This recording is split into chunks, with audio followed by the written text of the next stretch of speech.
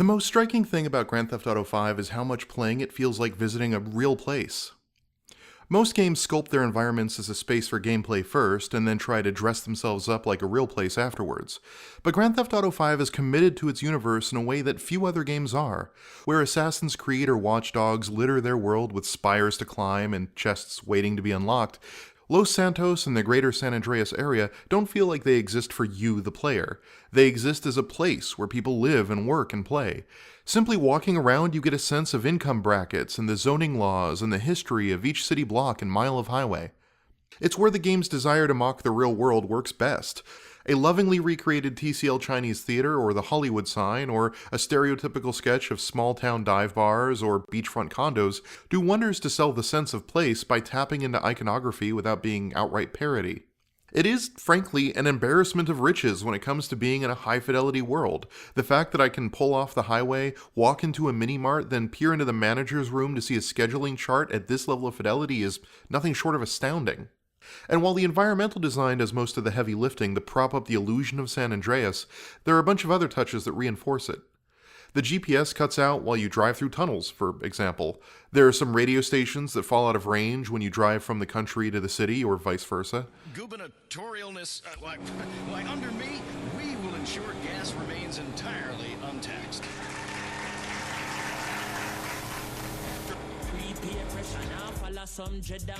There are workers taking smoke breaks behind stores, tourists dotting the beach and pier, and bikers hiking the trails near sandy shores. The game's so steadfast about the space itself being physical and lived in that you can't easily quick travel. Like in Grand Theft Auto 4, you have to hail or call a taxi, and if you want to skip the actual physical drive to where you want to go, you need to pay extra. It's such a beautifully realized place, and it clearly wants you to experience it that way, instead of just a video game map or a collection of levels.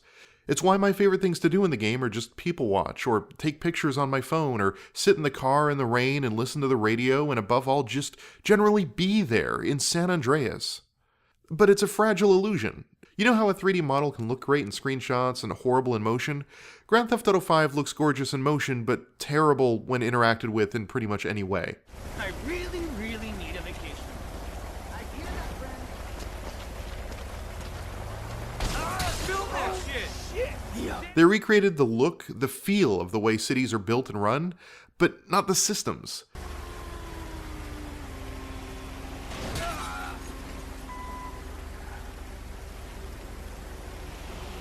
It's a wonderful miniature model of the county, an animated model even, but as soon as you try to touch it, the illusion shatters. For example, I spent a moment after escaping the police admiring a sunrise over the mountains. A coyote crawled across the landscape as the sun lazily hugged the horizon. Looking behind me, I could see Los Santos. Nestled in the shadow of the valley, it still looked like nighttime in the city. For a brief moment, the game echoed Proteus. It had me admiring the really simple beauty of nature. And as I sat there soaking in this gorgeous sight, this sense of appreciation for the natural order, this happened.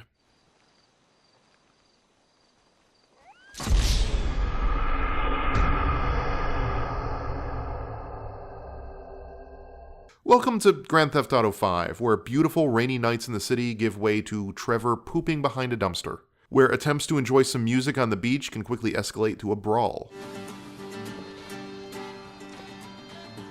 Go on, man. ¿Cuál es tu problema, señor? What's your fucking problem? I kill you. Hey, you're a real prick, you know that? What is that?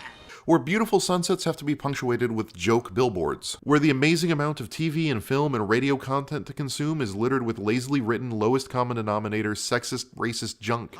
Master, I won't be a massage girl. No, stupid bitch. We go to comic convention. You sign an autograph and we sell some more action figures.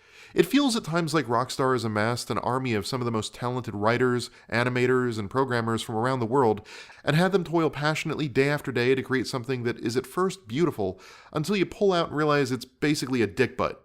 It is at once a stunning recreation of modern Americana, and a collection of poop and sex jokes that remove any gravitas the game might have otherwise had.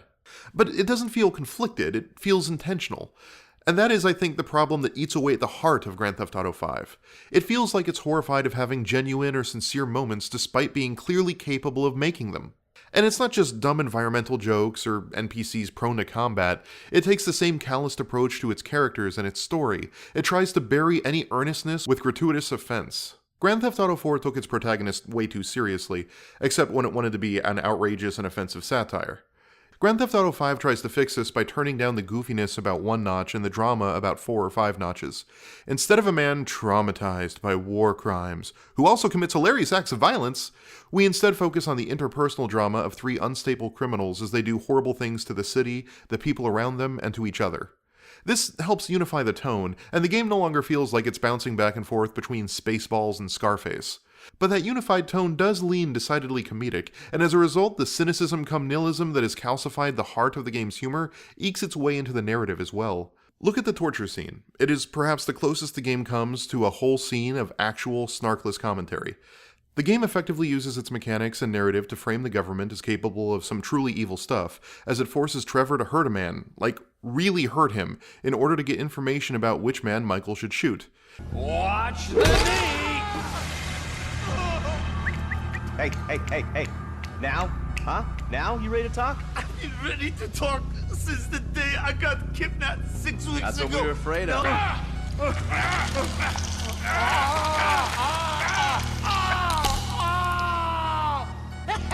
They're all root. They just keep going down. It feels like you ripped my jaw out. The government won't really tell us why they want this man dead other than some hand-waving stuff about terrorism, and the information we get is extraordinarily vague. After multiple types of torture, all we get is that he's a left-handed, bearded Azerbaijani who smokes. But that's deemed enough to force Michael to take a life extrajudicially, and afterwards you find out that the man was likely a philanthropist, not a terrorist. The game feels like it's punching up at a valid target that is, unfortunately, an increasingly apparent part of the American landscape.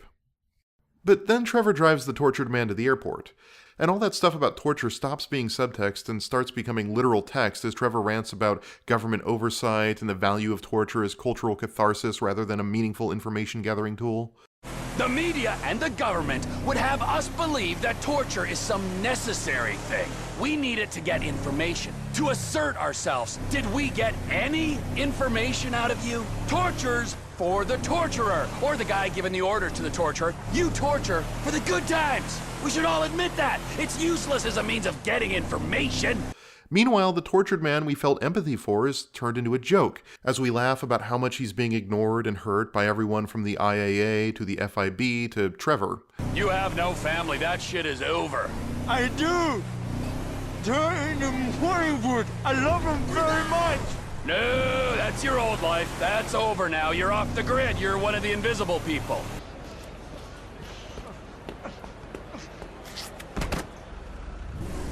That wacky Trevor just left him at the airport. That's our Trevor! Everything has to end in a joke or a one-liner, or issue some reassuring winking nod to the audience that whatever's happening on screen doesn't really matter, not to take it too seriously. The game only has a few relationships it even begins to treat with anything approaching a serious tone, and that's the 3 protagonists, sometimes Lamar and sometimes Lester, and Michael and his family. But even then there has to be a catch, a gag, a riff, something to make sure that the game isn't actually engendering empathy. I don't know if I love you, and I'm pretty sure I hate you a little bit, but I'm just so fucking upset that we can't even see each other. And you're just a drunk, lame dad. You know what? That might just be the nicest thing anybody's ever said to me. So will you buy me a car? What? And none of this is helped by the game's open-world nature. The open-world approach to storytelling is anathema to pacing, plot cohesion, and, to a degree, player empathy with characters. The game has a love of cinematic language, but not of cinematic structure. Its pick-whatever-mission-you-want design is decidedly ludic. The game loves to borrow iconography and cinematography from film. It's why one of the face buttons on the controller, usually reserved for important functions, is used for a borderline unplayable cinematic camera that can be toggled on at any time. Grand Theft Auto likes slow motion, it likes to play with framing and depth of field and field of view. It seems keenly aware of camera placement and diegetic music, and prefers to tell its story through those methods than any of its mechanics. But what it doesn't particularly care about is pacing, character arcs, or narrative structure. There's not a singular story in Grand Theft Auto 5. There are just a series of threads that come in and out of focus.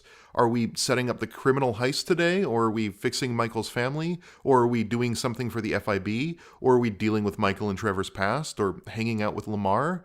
The player's ability to choose a mission means the game tends to jump between all of those and more, and it robs each of them of any singular importance. They're all important when they happen, but none of them are so important that they have to take precedence over helping random strangers or going on a shooting rampage.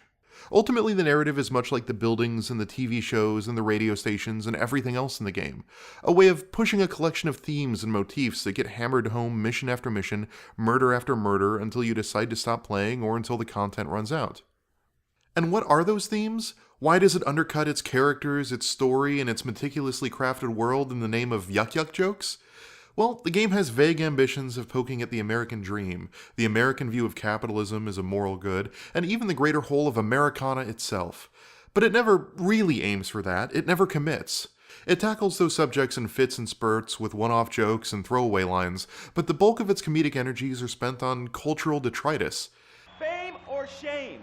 Completely original television. Something you've never seen before. We've got desperados performing. We've got has-beens judging them. And yeah, you could make the argument that cultural detritus is the embodiment of modern Americana, but the game never tries to make that strong of a statement. It's just more comfortable parodying disc jockeys and commercials and reality TV than in tackling big, heady issues, especially issues that might require it to take a real political stance. Look, if GTA 5 is satire, it isn't good satire. Occasionally it finds a worthy target and hits all the right notes to paint an amusing Mad Magazine-style parody. Nothing profound, but something that picks on someone that needs to be taken down a couple pegs by pointing out some obvious problems. The Life Invader mission, for example, does a wonderful job of poking at the shallow, youth-obsessed, IPO-driven tech culture, where empty speeches and the right clothing matter more than a meaningful product. Hi. Oh, hi. Chill out on the beanbag. Marcus will be right out. Oh, I'm gonna take a normal chair. I have a terrible back. Really? The brief was for a relaxed, creative individual, the kind that preferred a beanbag over a real chair, but if you're so bound to social restraints... No, I'm not restrained at all. I'll take a seat. See? You're relaxed already. Let the creative juices flow. But parodies like those are the exception. Most of the time the game just takes a thing that exists, like a beer commercial, then throws a lot of sexist and racist jokes at it, then dresses it up by pretending that it's satirizing modern American consumer culture. We love cars, guns, and big old plastic titties. Let's grab a case of piss sir, and drink for the USA. I said, yeah, we're gonna keep them illegals out. Guns and piss sir. But by doing so, it isn't deconstructing America's problems with race, sex, money, and class. It's just bringing those problems into its own world and then amplifying them a millionfold. Does this ad lampoon a stereotype about who drinks these beers? Or beer companies that tap into a loose sense of American values? Or the perception of American values themselves? Or actual American values? The satire's target is so fuzzy that the point is lost, and all we're left with is, haha, they shot some Mexicans and jiggled some boobs. And I want to be clear, it's not just that there are jokes. I get that Grand Theft Auto is supposed to be a comedy series. I like comedy games. I like Saints Row and Tales from the Borderlands and the Stanley Parable. It's the application of these jokes, the lazy, undirected contempt for anything and everyone that doesn't add up to any cultural criticism but a middle finger to anyone who may be watching, that I get irritated with. More than the need to just make the jokes, it's the vulgarity, the ugliness of the jokes that spawn from every corner of the game world that shatters the illusion of San Andreas by way of their artifice. Like, remember how Laszlo was the straight man in Grand Theft Auto 3 in a city full of goofy weirdos? Liberty City was great before phones ruined everything. Liberty City was a church, a cow pasture, and 3 houses when the telephone was invented. Liar! You're the liar. Liar, liar, pants on fire. What are you 3 years old? Now Laszlo has been turned into a caricature of a douchebag, and there is no straight man.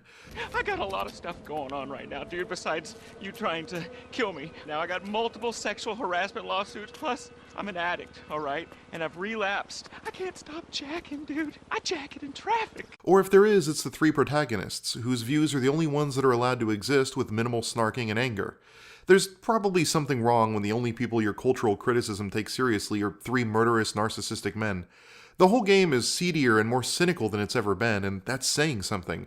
And that results in some uncomfortable racial humor and a lot of really lazy gay jokes. I think I'll stick to basketball and making people feel uncomfortable when I talk to their daughter.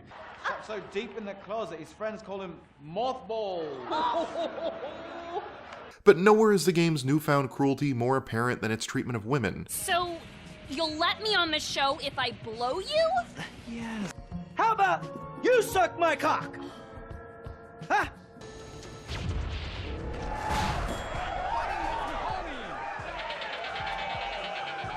Have a nice rack? Pinewood needs stunt tits to show when an A-list celebrity is too bashful or has pancake nipples. She's got to go, Mike. I know, Dwayne. I'll speak to a lawyer. Lawyer? Fancy talk. I recommend drowning, Mike. Grand Theft Auto has always had trouble with the ladies, but at least in, say, Grand Theft Auto 4, characters like Michelle or Kate had bits of sincere relationship building. The dating minigame wasn't perfect, but it at least simulated something that approximated real human relationships in some form. But now in place of a dating minigame, there's a strip club where you can convince topless women dancing for your pleasure to take you home and sleep with you if you grope them enough while the bouncer isn't looking. Look, I hated Watch Dogs. The whole thing was terrible and plastic and disposable, but just assumed you loved it because it offered the same general gameplay as an Assassin's Creed or a Grand Theft Auto. It didn't care what it was about because it was a white guy in a trench coat shooting stuff. You kids love white guys in trench coats shooting stuff. And in being an ugly, crass, disposable product, I loathed Watch Dogs. In contrast, I adored Saints Row 4. It wore its influences and flaws on its sleeve. It tried to get you to love the things it loved. But I don't hate Grand Theft Auto 5, and I certainly don't adore it. I pity it. Unlike Watch Dogs, it doesn't feel plastic and hollow and workmanlike at all, but unlike Saints Row 4, it feels afraid of opening up and exposing itself to you. It clearly cares about San Andreas as a fictional place, and it cares about its protagonists, even if it doesn't want to openly admit it. If they didn't care, they wouldn't spend so much time on using details like safe houses and phones and clothing options to help define who these characters are. And it cares about film and music with its nods to cinematic storytelling and a carefully curated soundtrack. And with so much love and effort and attention to detail boiling below the surface of cynicism, even the game's defiant devil-may-care nihilism rings hollow. It's what's so frustrating and yet so captivating about the game. It feels like it's a video game version of Gregory House or John Bender, a game so afraid of being hurt that it would rather push everyone away by pretending it made a joke. And I can't figure out why a team of developers talented and well-organized enough to make a world this vibrant, this authentic, only end up using it to give players bog-standard drive-and-shoot mechanics wrapped in bitter humor that tells you none of it really matters. I think we have seen quite enough. I'll swing by and sign the contract, all right? Just ignore the bodies.